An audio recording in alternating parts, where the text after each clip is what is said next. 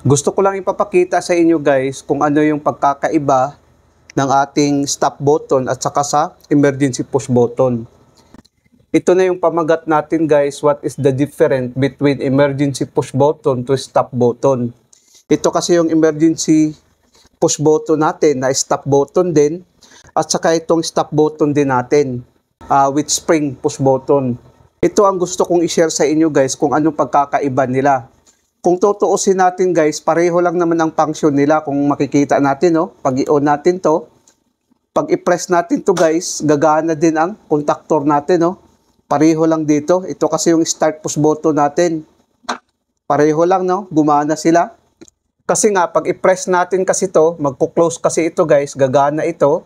Gagana din ang pilot lamp natin, no? Kasi magko-close ito. Ngayon guys, tingnan natin guys, no? Kung ano ang pagkakaiba sa kanilang dalawa. Pag i-off natin tong emergency push button, pag i-off natin guys, nag-o-off siya, no? Ganun din dito sa stop, no? Stop siya. Ngayon, ang pagkakaiba nilang dalawa guys, pag i-press natin to, hindi gagana ang contactor natin. Unless kung atin tong i-press tapos pihitin. Saka siya gagana, no? Kung makikita natin. Hindi siya gagana pag hindi mo siya pihitin. Hindi katulad dito, pag i-press mo, gagana siya. Pag i-stop mo, nag-i-stop siya, no? Wala siyang magpipress siya doon sa ilalim. Pag i-start mo ulit, mag-i-start ka agad siya. Yun ang pagkakaiba nila, no? Ngayon, pag ito naman, i-press natin itong start button, hindi gagana ang contactor natin. Dahil ito kasi guys, mag-o-open kasi ito. Pag i-press natin to, gaganon kasi ito, itong emergency switch natin. Gaganon kasi siya. So, bali, open yung contact dito, no? Kaya nga kahit anong press mo nito, ang kuryente hanggang dito lang, no? Kung i-try natin, no? Hanggang dyan lang. Maliban na kung i-twist natin, i-press natin, tapos i-twist, tapos bitawan. Pag bitawan natin, guys, magko-close na ito. Magko-close na ito, guys. Ngayon, ready na yan para mag-activate ang magnetic contactor natin pag i-press natin tong start button. Yun ang pagkakaiba sa kanilang dalawa kung makikita natin, no? Ngayon, dahil na-twist na natin to, pag i-press natin to guys, gagana ngayon ang contactor natin, magko-close naman ito, no? Ito naman mamamatay.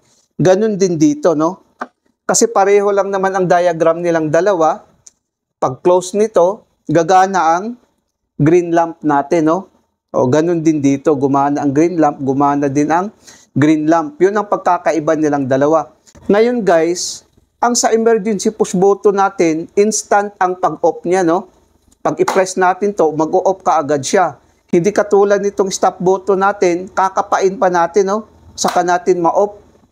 Yun ang pagkakaiba nila, no? Ito kasing emergency push button natin, instant pag i-off natin, no? Pag ganun kasi, pag i-off natin, instant.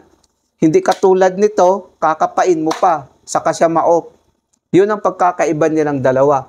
Kaya ngayon guys, mamili kayo kung anong maganda para sa inyo na gagamitin. Ito bang emergency push button na stop o ito bang stop button lang?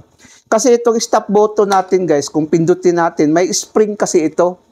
Pag open yan, pag mag-open to, pag bitawan natin, babalik ka agad siya sa close position para mag-activate naman agad siya, no? Hindi katulad nito. Pag i-press natin to, pag i-off, pag i-press natin, hindi gagana, no? Maliban na kung ating i-twist ito at saka bitawan. Saka siya gagana. Yun ang pagkakaiba nilang dalawa. Pero para sa akin guys, okay naman ang dalawa gamitin. Pero depende yan sa design ng inyong makina. Kung kailangan mo na design sa inyong makina na mag-o-off ka agad sa instant na madali mo lang siyang makapa, kailangan mo ng emergency push button. Katulad nito, mag-o-off ka agad siya, no? Hindi katulad dito guys, kakapain mo pa, saka mo i-off. Pero ito guys, itong design na ganito, depende yan sa machine, gaya ng sinasabi ko, depende sa machine kung saan akma ang ganitong push button na ating gagamitin. Depende kasi yan sa design natin. Yun ang pagkakaiba guys, no? Kaya nga tinuro ko lang sa inyo kasi maraming nagpi-PM sa akin kung ano dong pagkakaiba nilang dalawa sa emergency push button natin at saka sa stop push button natin. Yun ang pagkakaiba nilang dalawa guys. Pareho lang naman kasi silang close contact eh. Ang pagkakaiba nila, pag i-press natin to, i-press din natin to, gagana. Pero ang emergency push button natin, instant siyang ma-off, no? Pag igano natin, off kaagad siya. Hindi katulad dito, kakapain mo pa, saka siya mag-off. Tapos ang kaibahan naman nila sa function, pag i-start natin to, mag-i-start kaagad siya. Pero ito hindi. Hindi siya mag-i-start kaagad. Maliban na lang kung i-twist natin to, tapos bitawan, saka siya mag-start. Yun ang pagkakaiba nilang dalawa, guys. Sana guys, nakapagbigay ito ng kunting kaalaman sa mga baguhan. Maraming salamat sa inyo guys. Hanggang sa muli.